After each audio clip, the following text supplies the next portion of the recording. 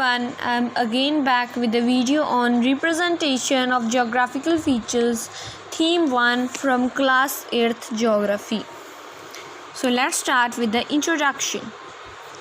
The earth's surface is uneven, made up of hills, plains, plateaus, lowlands, etc., which are varying in their elevation or heights from the sea level. What does this mean? The earth's surface is uneven, which is made up of hills, plains, plateaus, and lowlands, which vary in their height or elevation. Elevation and height, they are both the same terms.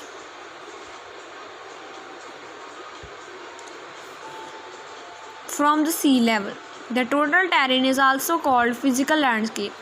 Total terrain, the hills, plains, plateaus, and lowlands, means the physical features. We know very well about physical features.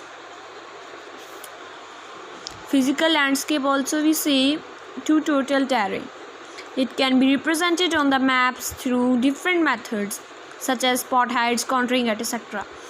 Means these physical landscapes or the physical features can be represented on the map through different methods such as spot heights, contouring, etc. Surveying is considered a part of the science of map making. We have learned in class 7th and 6th that the science of map making or the study of map making is called cartography. So what they say that surveying is considered a part of cartography. Based upon the objectives, survey maps may be archaeological, geological, topographical, cadastral, military, or tourist.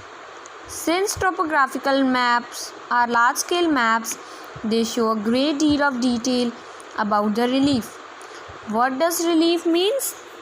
Relief is related to height. Hence in the topographical survey, actual survey is carried out and different methods are used to represent the relief on the map as follows. So this question have come last time in the papers, the topographical survey. So in the topographical surveying there are different methods. Here is the question, extra question, name different methods used to represent the relief on the map. Hatching, hill shading, form lines, spot heights, triangulation points, and benchmarks. Sometimes two of these methods are combined. For example, contours and hatches. Means on a map, if we tend to represent the relief, so we can combine two of these methods like hatching and hill shading. We can combine form lines and spot heights. We can combine. Means two of the methods we can combine.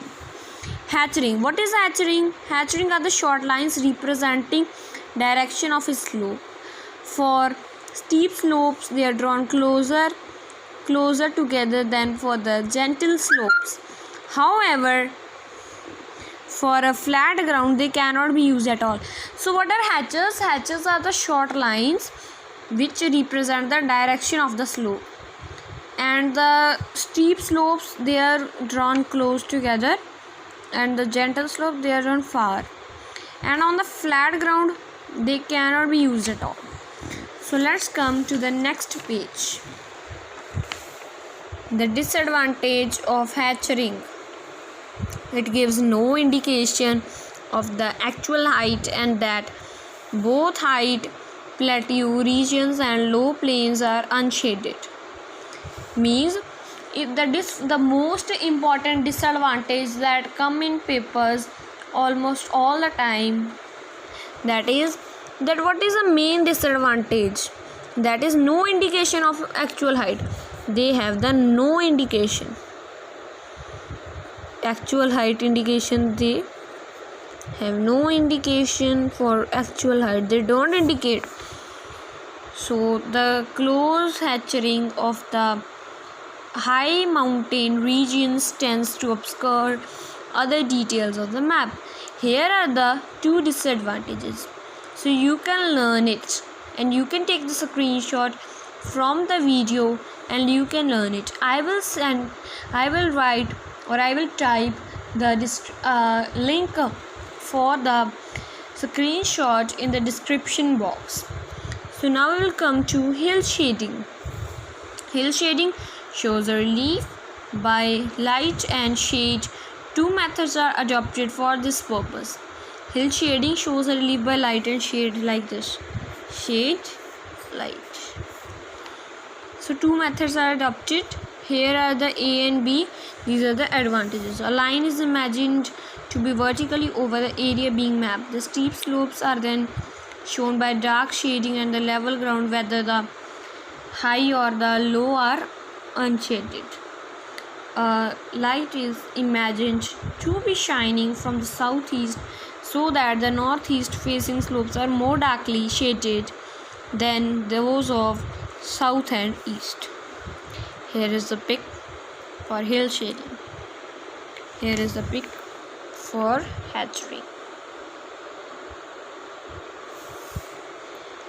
Now the disadvantage. Similar disadvantage as of hatching. They have no indication of the actual height, and it is difficult to know whether a piece of land is sloping uphill or downhill. Now we'll come to the third method, form lines. Form lines are the contour lines but shown only approximate heights above the sea level, as they are used to indicate the elevation of the area which are not accessible for proper survey. Hence they are drawn as broken lines and are called form lines. Form lines are the contour lines but show the approximate, means they show the approximate height, not the proper height or not the accurate height, as they are used to indicate the elevation of the area which are not accessible for proper survey. They are used in the areas which are not accessible for the proper survey.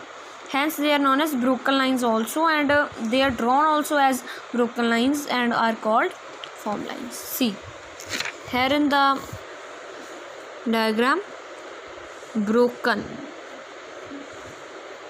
like this. Now we will come to spot heights.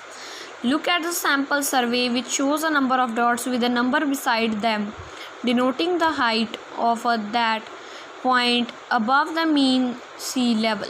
For example, if the height of the place is 60 meter, it is written as dot 60.